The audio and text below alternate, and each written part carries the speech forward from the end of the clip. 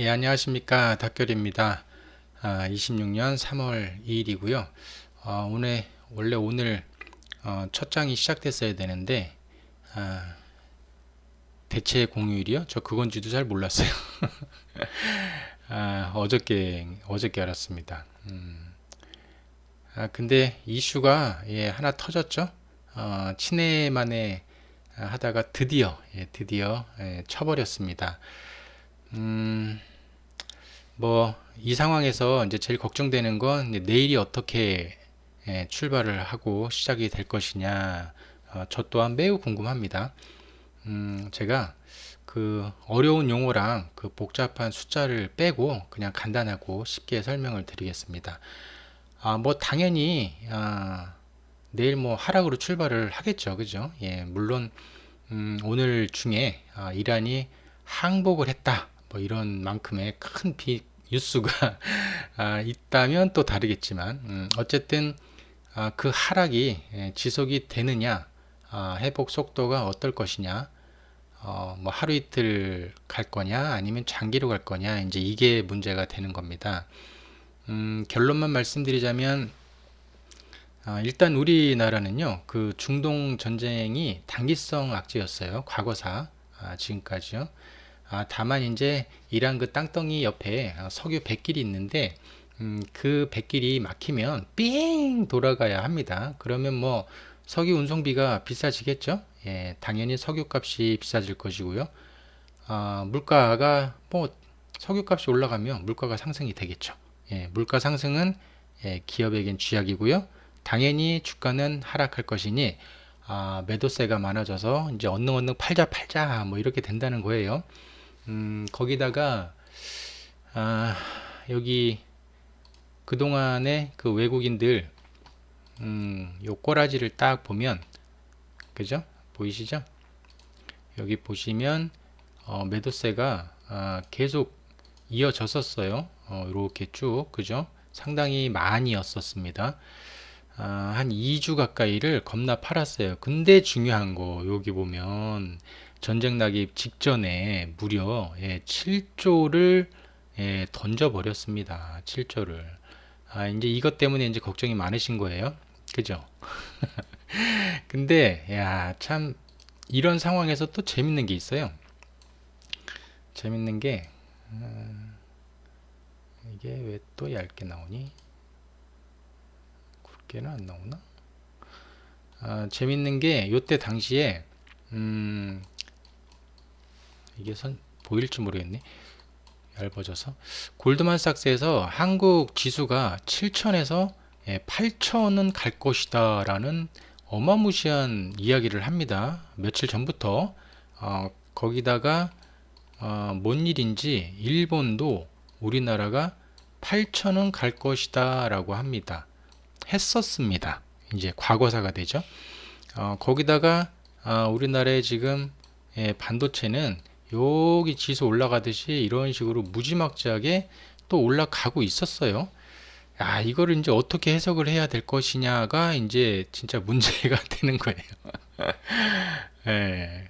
그리고 또 일부 언론에서는 인버스를 산 개미들이 안타깝다. 이런 뉴스를 내보내면서 인버스를 산 분들을 좀 안타깝다고 해요. 그냥 빨리 레버러지로 갈아타라 라고 말은 못하고 그렇게만 얘기를 했습니다.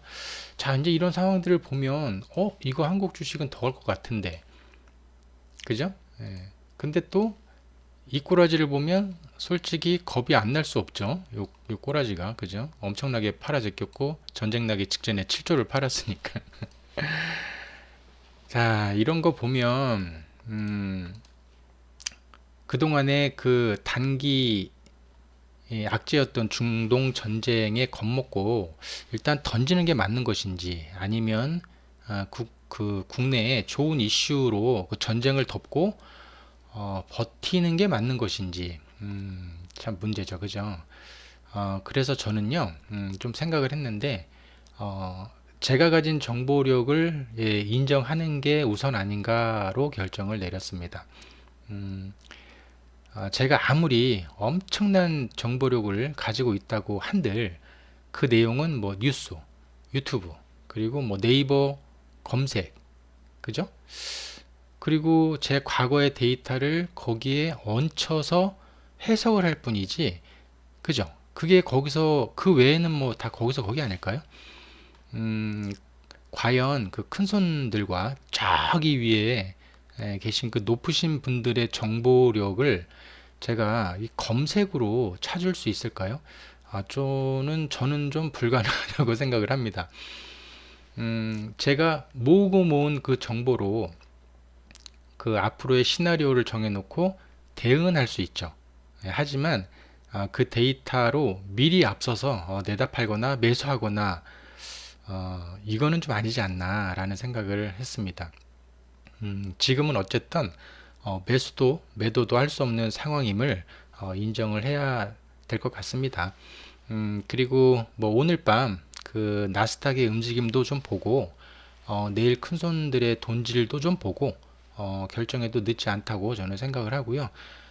이미 손실은 정해져 있죠. 예, 그 손실을 최소화하기 위해서 떻게 대응을 할 것인가를 염두에 두는 거는 좋지만 미리 그 선반영해서 앞서가지는 말자라고 저는 결정을 내렸습니다.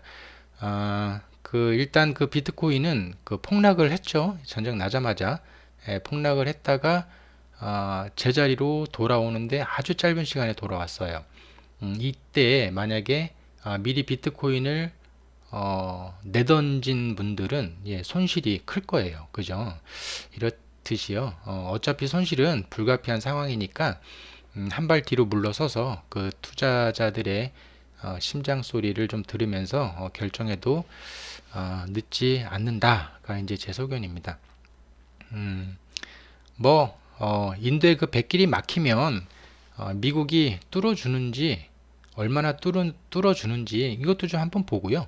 그리고 뭐 석유값이 올라갈 때 석유를 또 얼마나 증산해서 뽑아 올리는지 이것도 한번 또 보고요.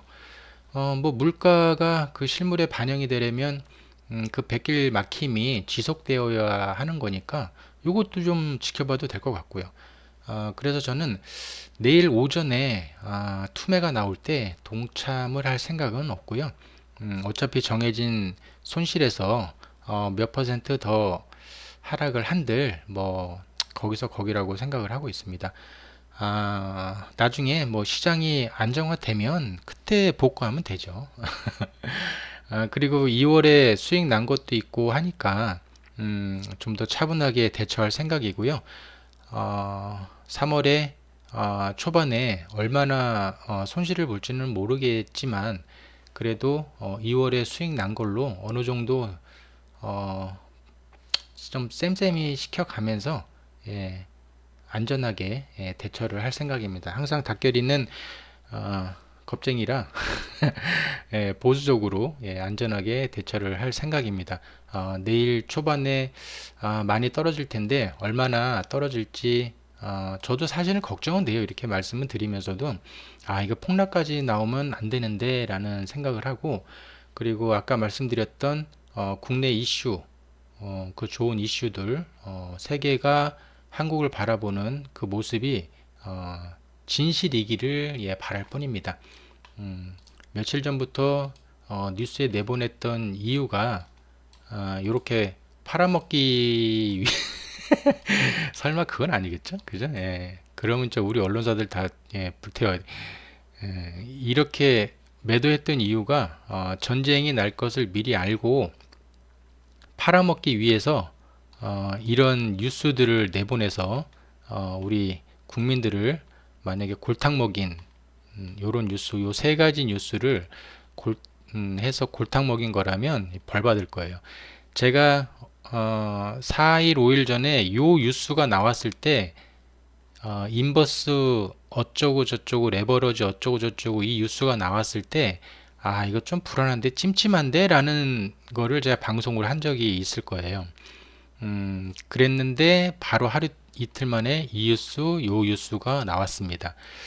그래서 이거 뭐지? 라고 생각을 하는 찰나에 이따만큼의 물량을 내 던졌어요. 근데 이렇게 던질 때 어, 기간은 금융투자는 지켜보면서 개인이 매수를 하다가 매수가 좀 죽으려고 하면 요때 금융투자에서 폭발적으로 서포트를 해줘요. 그러면 또 개인은 신나서 또 더 샀고 또 주춤하면 여기서 이럴 때 금융에서 또 돈질을 해서 이걸 또 끌어올려요 여기까지.